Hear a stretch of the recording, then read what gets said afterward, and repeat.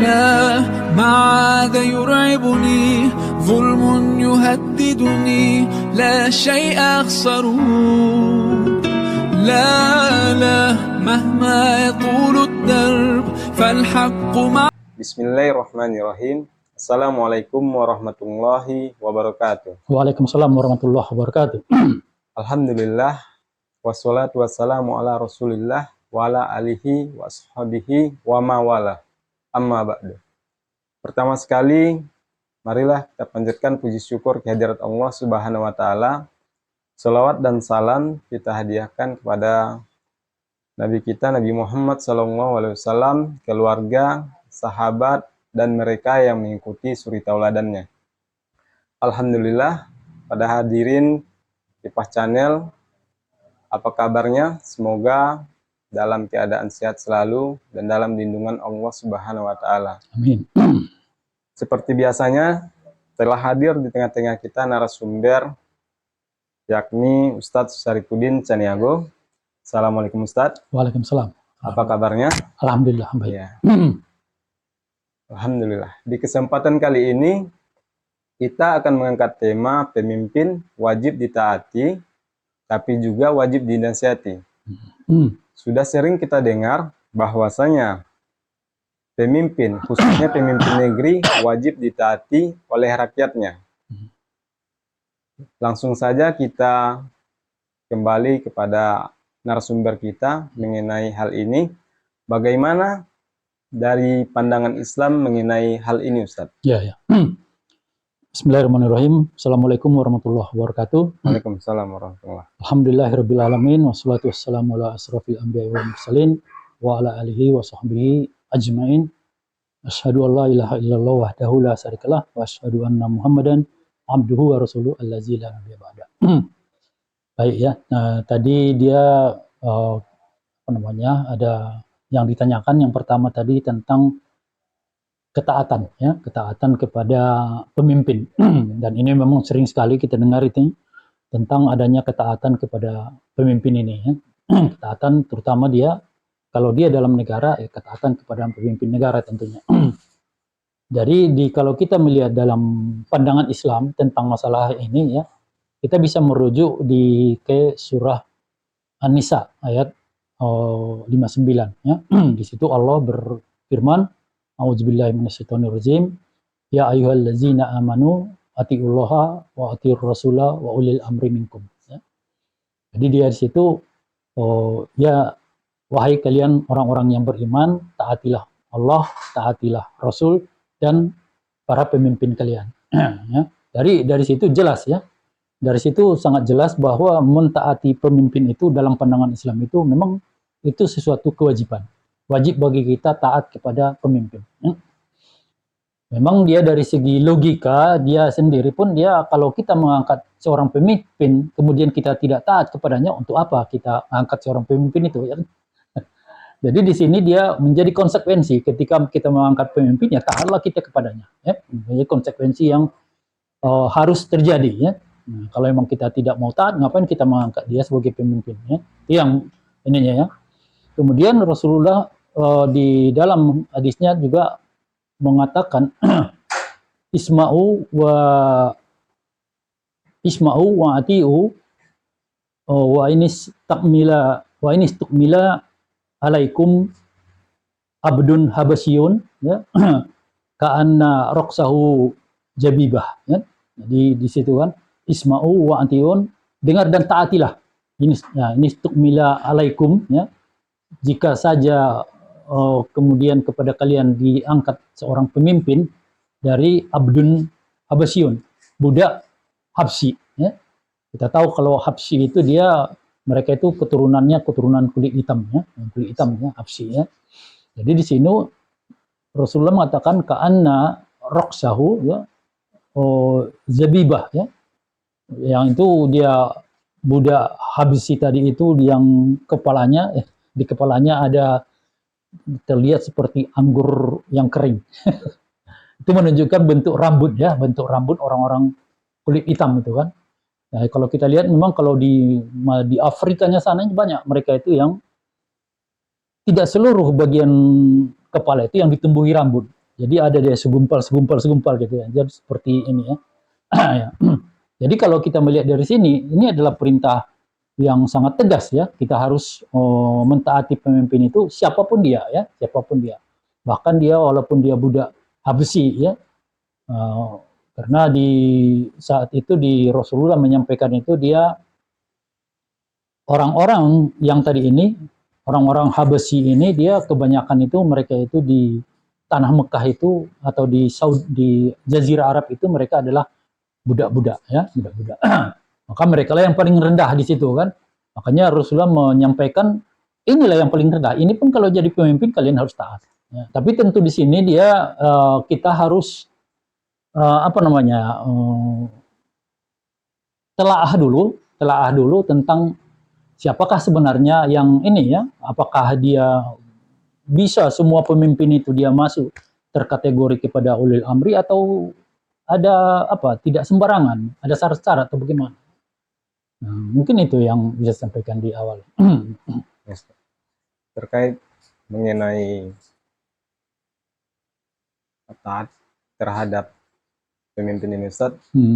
Jadi siapa sebenarnya ulil amri dari pandangan Islam ini Ustaz? Ya. Jadi itu ya. Jadi saya sudah sampaikan bahwa memang di dalam firman Allah itu surah An-Nisa ayat 59 tadi memang kita ada keharusan taat kepada pemimpin ya. Jadi sebut pemimpin itu disebut situ ulil amri ya. Ulil amri ya. Yang memberi perintah gitu kan, yang memerintah kepada kita ya. Ya, tapi kemudian dia di sini ada Imam Abu Zahra ya, Imam Abu Zahra di dalam kitabnya Zahra At-Mutafasir ya, dia menyebutkan di situ bahwa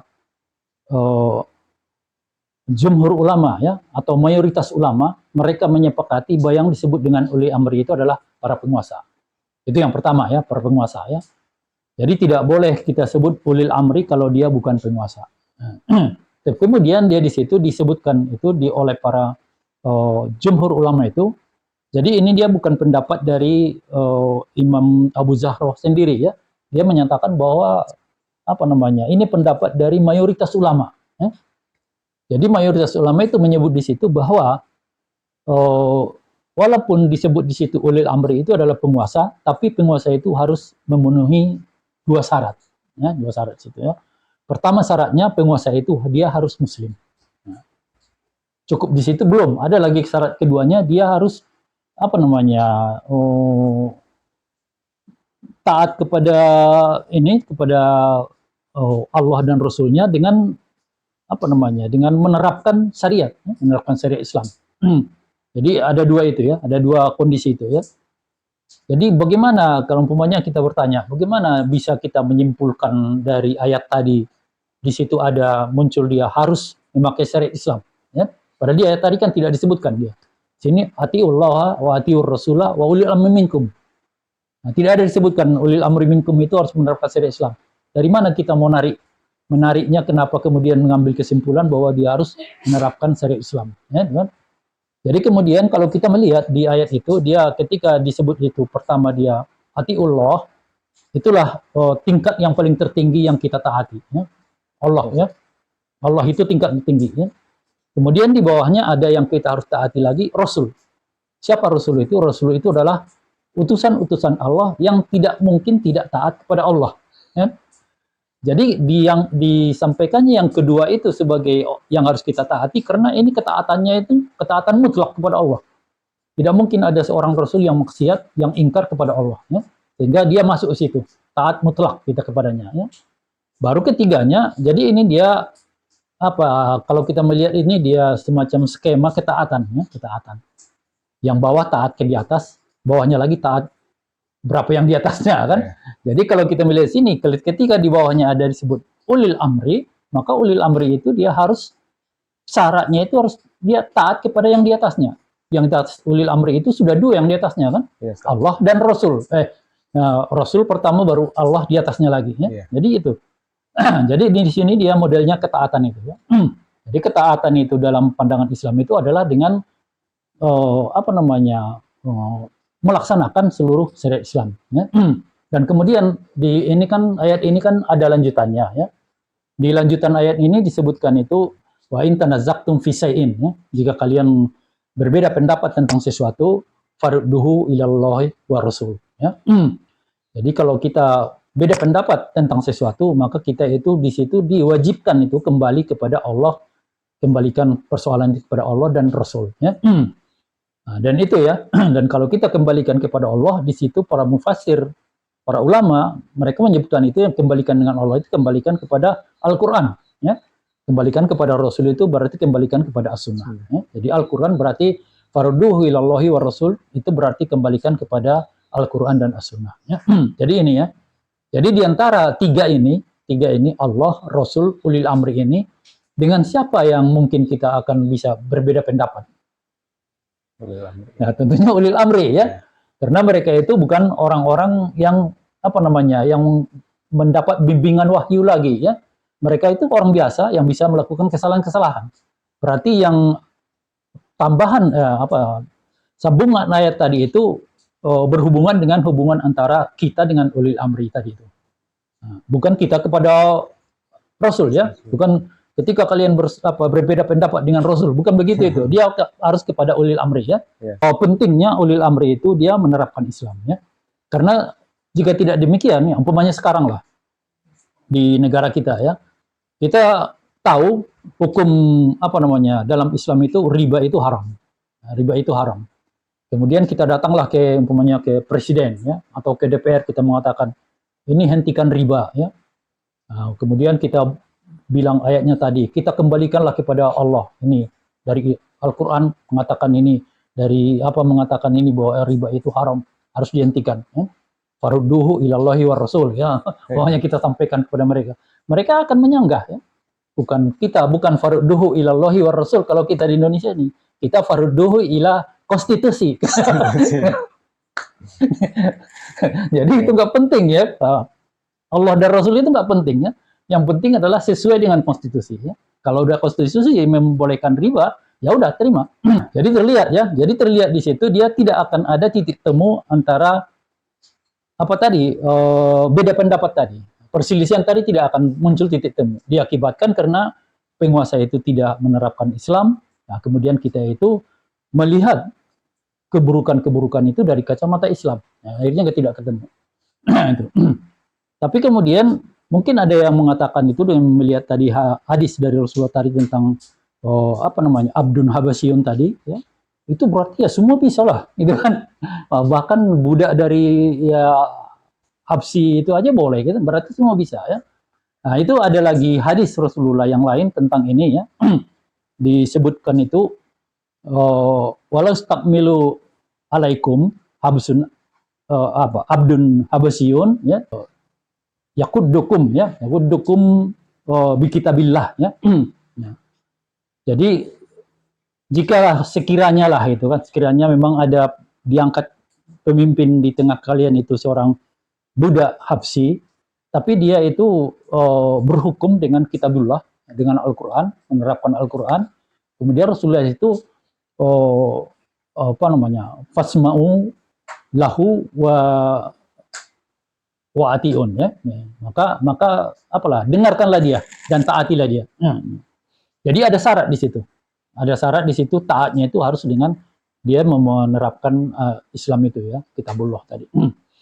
Jadi itu ya. Jadi kalau kita melihat dari sini, kemudian ada lagi di firman Allah yang menyebutkan itu innallaha ya'murukum an tuwaddul amanati ila ahlihi ya. Jadi Allah ini menyuruh kita untuk menyerahkan urusan itu kepada ahlinya ya. Itu kepada kita ya, kepada kita itu maksudnya itu mengangkat pemimpin lah. Pemimpin itu yang ahli gitu kan. Tapi kemudian berikutnya itu ada kepada pemimpin ini ada lagi di lanjutannya ya. Ini kan lanjutannya kepada pemimpin. Fa iza hakamtum bainan nas ya. Fa iza hakamtum bainan nas, jika kemudian kalian ini kepada orang yang dipilih tadi ya. Jika dia itu mengatur, memberi ketentuan aturan kepada manusia yang yang menjadi rakyatnya. Jadi di situ disebut antahkumu bil adil ya, antahkumu. Jadi apa namanya, uruslah mereka, aturlah mereka dengan adil, ya, adil. Dan di sini kembali seperti yang sering kita ucapkan bahwa kata-kata adil itu dalam khazanah Islam itu dia tidak ada selain dari makna bahwa adil itu adalah Islam. Ya. Jadi kalau mau adil ya pakailah Islam. Ya. Itu berkaitan juga dengan kita melihat apa namanya, kalau adil itu kan dia kebalikan dari adil itu adalah zolim. Ya. Ketika kita tidak berlaku adil maka kita di saat itu sudah zolim. Ya. Jadi di dalam surah Al-Maidah ayat 45 di situ Allah mengatakan "Waman lam yahkum bima anzalallah", ya. Siapa saja yang tidak berhukum dengan hukum yang diturunkan dari Allah, ya, syariat Islam tentunya, faulaika humuz zalimun, ya, mereka itu akan menjadi orang-orang zalim, ya, termasuk orang zalim. Ya. Jadi di situ dia ketika kita tidak mau zalim, berarti tidak ada pilihan bagi kita harus menerapkan Islam tadi, ya. Nah, itu dia dari sisi pandangan dengan ininya, ya. Jadi terkait di sini terlihat bahwa ulil amri itu tidak mutlak, ya, tidak mutlak siapapun bisa kita anggap ulil amri. Ada persyaratan-persyaratannya. Jadi persyaratan pertamanya itu dia harus muslim, ya, itu harus, ya, karena kalau dia tidak muslim bagaimana dia akan mau menerapkan syariat Islam, ya. Kemudian keduanya dia menerapkan syariat Islam agar dengan syariat Islam itu dia apa namanya itu tadi dia bisa berlaku adil, memerintah dengan adil, dan kemudian masyarakat itu terhindar dari kejeliman-kejeliman. Nah, jadi kepada pemimpin yang demikian ini kita ya memang dia minta untuk taat, ya, untuk taat kepada mereka. Itu mungkin sih sampai sini. Ya, alhamdulillah. Seperti yang Ustadz bilang tadi itu kan, seseorang itu harus taat kepada Allah Subhanahu Wa Taala, Rasulullah Sallallahu Alaihi Wasallam, dan pemimpin. Dan para pemimpin seperti ulil amri. Jadi mengenai hal ini, ulil amri itu kan manusia biasa, Ustaz. Ya, ya. Jadi tidak terlepas dari kesalahan-kesalahan, Ya, ya, ya. kan. Beda dengan Rasulullah. Jadi di sisi sebagai manusia biasa itu, apakah di dalam Islam dibenarkan untuk mengkritik ulil amri atau menasihatinya, Ustaz? Ya. Bagaimana menurut Ustaz? Ya, itu ya. Jadi tadi itu dia sudah ada kewajiban dari satu sisi kepada kita sebagai apa nama rakyat lah, pada ulil amri, tapi ulil amri yang tadi itu ya memenuhi kriteria yang kita sebutkan tadi. Tapi di satu sisi lagi ada juga kewajiban dia kepada kita, ya kan? Jadi dua sisi. Ketika kita sudah apa namanya melaksanakan kewajiban kita taat padanya, dia ada kewajiban dia kepada kita. Kewajibannya itu apa? Kewajibannya itu untuk tetap tegak di atas syariat Islam. Nah, jadi ketika dia umpamanya dia sudah mulai melakukan sesuatu hal yang apa namanya keluar dari syariat Islam atau bertentangan dengan syariat Islam, maka kewajiban kita itu kewajiban pertama itu adalah untuk menasihati. Ya. Jadi ada menasihati. Jadi menasihati itu bukan arti makar langsung, ya, bukan arti makar memberontak langsung itu. Jadi menasihati itu agar si pemimpin ini dia bisa menyadari kekeliruannya dan kemudian dia memperbaiki kekeliruannya itu. Ya. Kita tahu kalau dia dalam riwayatnya itu ketika Umar bin Khattab, ya, radhiyallahu an diangkat menjadi khalifah, dia bertanya kepada seluruh kaum muslim yang ada di situ, yang dia bertanya, ya, kalau seandainya aku melakukan sesuatu yang tidak sesuai dengan Islam, apa yang kalian lakukan? Ya. Jadi kemudian ada yang bilang, kami akan meluruskanmu dengan pedang. Nah, itu luar biasa itu kan, kami akan meluruskanmu dengan pedang. Ya. Dan di situ Umar, ya, dia tidak merasa tersinggung, dia tidak marah dengan itu, dia justru merasa senang. Dia merasa mengatakan dia lega dia karena ada demikian itu. Ya. Karena kenapa ya? Karena memang kalau memang ada yang demikian itu berarti dia itu akan terjaga dari melakukan hal-hal yang mungkin tidak disengajanya, tidak benar gitu kan, tidak benar dalam pandangan Islam. Akan ada yang mengoreksi dia sehingga dia tetap bisa terjaga, tidak melakukan hal-hal yang tidak dibenarkan dalam Islam. Nah, itu. Jadi di sini terlihat bahwa ya apa namanya, ya menasihati atau kita sebut dia istilah muhasabah lil hukam ya, itu sesuatu yang sangat penting bagi dia sendiri aja. Nah, dia sendiri. Jadi dua sisi penting itu. Penting bagi dia agar dia tidak melakukan sesuatu yang buruk dan akan dipertanggungjawabkannya nanti di hadapan Allah ya. Dan kemudian penting bagi kita agar kita bisa diatur, diurusi dengan sebaik-baiknya ya, dalam pandangan Islam ya. Dan kemudian ada juga riwayat dari ini ketika dia dari Imam Al-Ghazali ya. Nah, ketika disebutkan itu Khalifah Harun Al-Rasyid ya. Dia mendatangi Imam Fudail bin Iyad ya. Jadi Imam Fudail bin Iyad itu mengatakan kepadanya, "Wahai Amirul Mukminin, bersiap-siaplah." Karena kamu harus menjawab kepada Allah kelak ya. Karena di sana itu nanti kamu akan dihadapkan kepada setiap orang yang apa namanya, yang kau urus gitu kan, yang kau urus. Artinya setiap warga negaranya ya, setiap warga negaranya akan dipertemukan dengannya. Kalau ada mereka yang mengatakan bahwa dia merasa dijolimi di bawah pemerintahan sini, ya ini akan dipertanggungjawabkannya ya.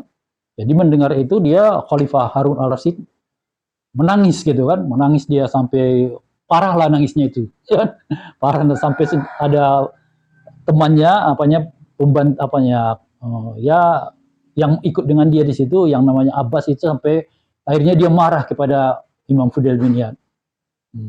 Apa yang kau lakukan ini? Kau telah disebutnya sampai kau telah membunuh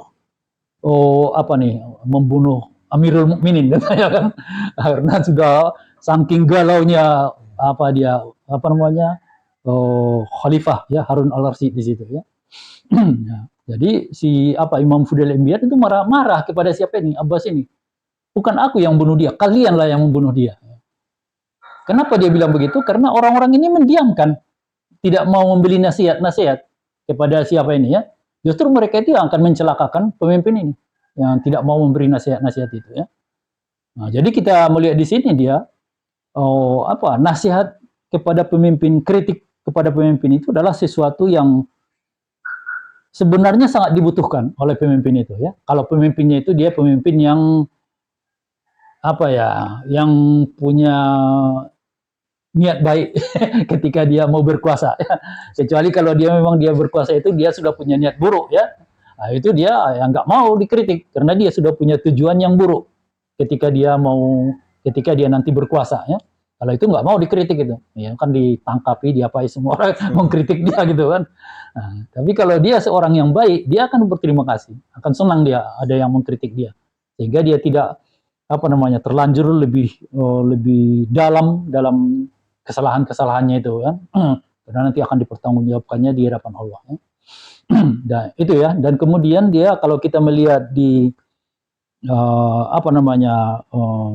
kita sekarang ini ya. Kita sekarang ini kan sedang mendekati pemilihan pemimpin ya, pemilihan pemimpin. Yang mungkin sudah tidak sampai sebulan lagi ya, sudah kita akan memilih pemimpin di negeri ini ya. Jadi di sini sebenarnya kita banyak mendengar ada fatwa-fatwa atau pendapat-pendapat para ulama, para dai. Jadi pendapat-pendapat itu pendapat yang sering kita dengar, pendapat tentang yang kepada kita sebagai kaum muslim ini, kepada kita itu pendapat itu semuanya yang disampaikan itu adalah haram untuk golput. Nah, ini kan haram untuk golput ya.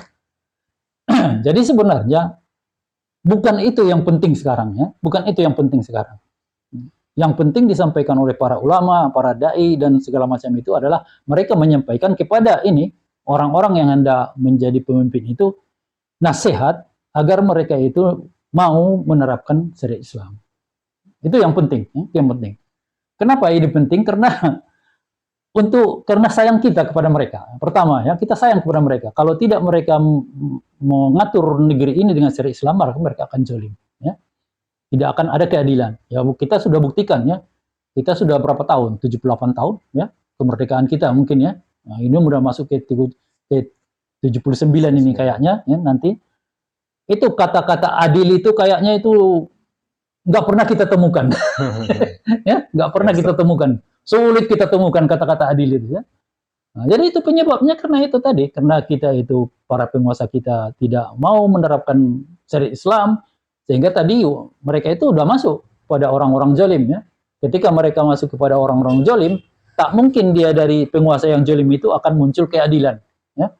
Tidak akan mungkin ya. Dia sudah penguasanya zalim, tapi kemudian masyarakat itu merasa adil, nggak mungkin. Pasti kejoliman itu akan berdampak kepada masyarakatnya, masyarakat akan terjolimi juga ya. Jadi seharusnya itu yang sering kita dengar ya kepada penguasa ini. Dan kemudian dampaknya kepada kita itu tadi itu ya, kalau dia menerapkan syariat Islam, maka dia tidak lagi jolim, dia akan adil, dan kita pun akan mendapatkan keadilan yang selama ini ya seperti apa namanya, angan-angan gitu kan. Angan-angan, ilusi, itu mimpi gitu kan. Tak pernah kita temukan ya kan. Negara kita negara yang dari SDA-nya, alamnya itu sangat kaya raya, tapi kita miskin, dan kemudian ada segelintir orang yang sangat kaya raya, para pejabatnya semuanya kaya raya gitu kan. Itu kan bentuk kejoliman itu, Sementara waktu di masa khalifah itu, mereka para khalifah itu umpamanya Umar bin Khattab, dia apa dia itu menanyakan dulu apakah rakyatnya sudah makan, baru dia sanggup untuk makan gitu. Baru dia sanggup untuk makan gitu. Nah, dan itu ya, jadi banyak gambaran-gambaran itu.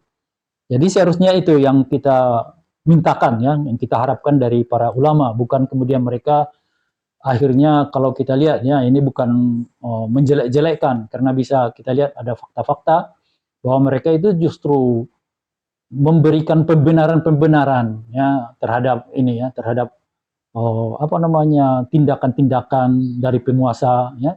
Dan kemudian pada ini pun ada yang hendak mencalonkan diri kepada penguasa itu, mereka pun memberikan dukungan tanpa ini ya, tanpa ada syarat tadi ya, tanpa ada syarat-syarat bahwa si penguasa ini harus adil.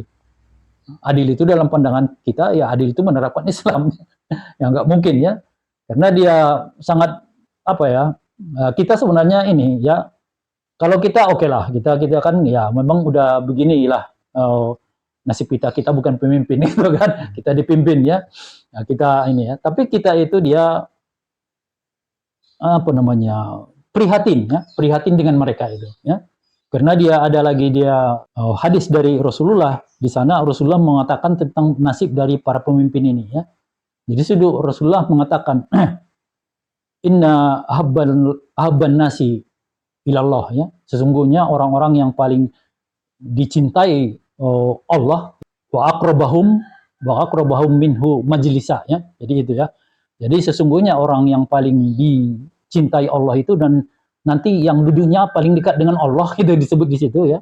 Tapi yang dekat bukan duduk berdampingan gini ya, karena Allah itu kan sesuatu zat yang ini ya. Nah, pokoknya dia dekatlah dalam artian ininya dengan Allah itu. Itu disebutkan itu, mereka itu siapa? Imamun adil ya. Para pemimpin yang adil ya. Nah, itu sangat luar biasa apanya itu ya. Kemuliaan bagi seorang pemimpin yang adil, yaitu yang pemimpin yang menerapkan syariat Islam ya.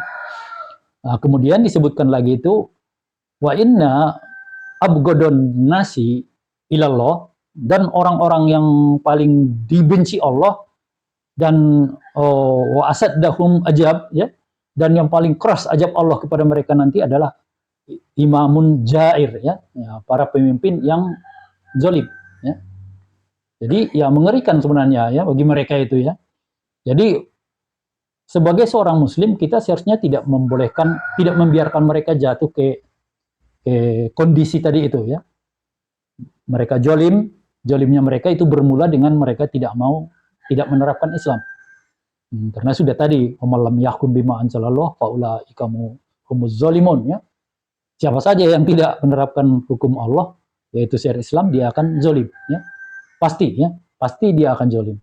Karena itu dia kepastian, karena dia yang menyampaikan itu Allah. Tidak ada lagi keraguan kita di situ bahwa itu memang hasilnya nanti akan zalim. Tidak akan mungkin ada kebaikan yang muncul kalau dia tidak menerapkan syariat Islam itu. Dan itu sudah kita buktikan ya, udah 78 tahun kita, udah karatan kita yang merdeka. Kata-kata adil itu ya itu hanya mungkin di Undang-Undang Dasar kita lihat itu, atau di tulisan-tulisan lain-lain kita bisa kata adil itu, tapi faktanya nggak kita lihat ya, tidak kita muncul itu. Sulitnya kita sekarang, kehidupan kita sulit, dan apa namanya, semuanya sulit lah ya, semuanya sulit. Nah, padahal kita negara yang makmur, penuh dengan sumber daya yang mestinya kita itu sejahtera ya. Dan kemudian ada lagi atsar ya. Atsar itu dia bukan hadis ya. Kalau hadis itu dia sumbernya dari Rasulullah. Kalau atsar itu biasanya dia sumbernya itu dari para sahabat ya. Para sahabatnya. Jadi atsar itu dia ini dari Ali bin Abu Thalib radhiyallahu anhu ya. Jadi di situ disebutkan hakun alal imam ya. Jadi wajib bagi seorang imam itu yahkuma bima anjalallah, untuk menerapkan hukum yang datangnya dari Allah. Wajib. Kemudian wayu'addiyal amanah ya, dan mereka itu amanah ya. Sesudah mereka menerapkan Islam itu, mereka itu amanah ya.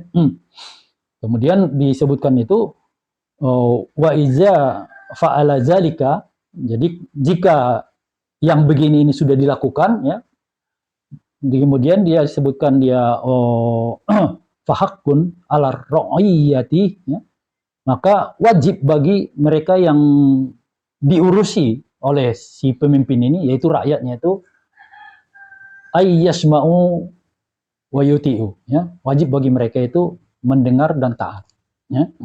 Jadi tetap ada apanya itu, tidak kemudian disebutkan itu ya imam pokoknya taat kepada imam, tetap ada dia syaratnya itu muncul ya, syaratnya itu muncul ya. Jangan apa dia menetapkan kitabullah disebut atau dia bima anzalallah ya, sama aja artinya itu segala hal yang datang dari Allah juga itu kan semuanya ya.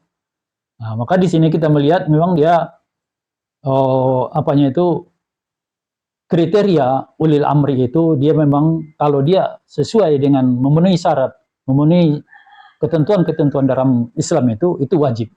Itu haram bagi kita untuk apa namanya membangkangnya kepadanya ya. Nah, tapi kemudian dia karena tadi itu yang kita sebutkan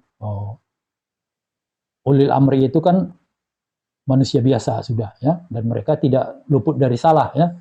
Nah, sehingga kemudian di sini muncullah kewajiban lain bagi kita selain ketaatan itu, kewajiban lain untuk memberi nasihat kepadanya, beri kritik kepadanya dengan maksud untuk menjaga dia. Nah, bukan dengan maksud radikal, bukan dengan maksud intoleran ya, bukan maksud dengan teror ya. Dia untuk menjaga dia, untuk kebaikan dia ya. Karena tadi mengerikan sekali itu kan ya. Asad dahum ajab, kata Allah itu kan, kami berikan ajab yang sangat keras bagi mereka itu ketika mereka itu dan kemudian seperti tadi disebutkan dia akan dipertemukan nanti dengan seluruh apanya itu. Jadi mungkin dia, kalau kita lihat ini para penguasa ini yang akan belakangan ini masuk surga. Karena akan dipertemukan dengan seluruh rakyatnya gitu kan. Taruhlah pokoknya kita di Indonesia ini berapa? 280 juta. Nah, satu persatu. Bagaimana yang kafir? Kafir juga ikut. Akan ditanyain. Karena ada peraturan dari dalam Islam itu bagaimana seorang pemimpin itu yang harus dilakukannya pada orang-orang kafir dan ada dalam negeri ya. Nah, kalau dia melakukan kejoliman kepada mereka yang tidak dibenarkan dalam Islam, itu mereka bisa mengadukan. Nah, bisa ditanyakan, bisa menambah lagi si penguasa jolim itu ya. Nah, itu mungkin kira-kira gambaran apanya. Alhamdulillah, telah sama-sama kita dengar pemaparan dari Ustadz kita bahwasanya pemimpin itu harus muslim dan benar-benar menerapkan syariat Islam, dan kita juga wajib untuk menasihatinya dan mentaatinya. Semoga bermanfaat dan menambah ilmu keislaman kita. Saya sudahi. talkshow kita untuk kali ini. Hmm. Dan jangan lupa subscribe, like, komen, dan tekan tombol notifikasi agar video-video terbaru kami tidak ketinggalan. Saya sudahi. Assalamualaikum warahmatullahi wabarakatuh. Waalaikumsalam warahmatullahi wabarakatuh. Alhamdulillah. لا ما عاد يرعبني ظلم يهددني لا شيء أخسره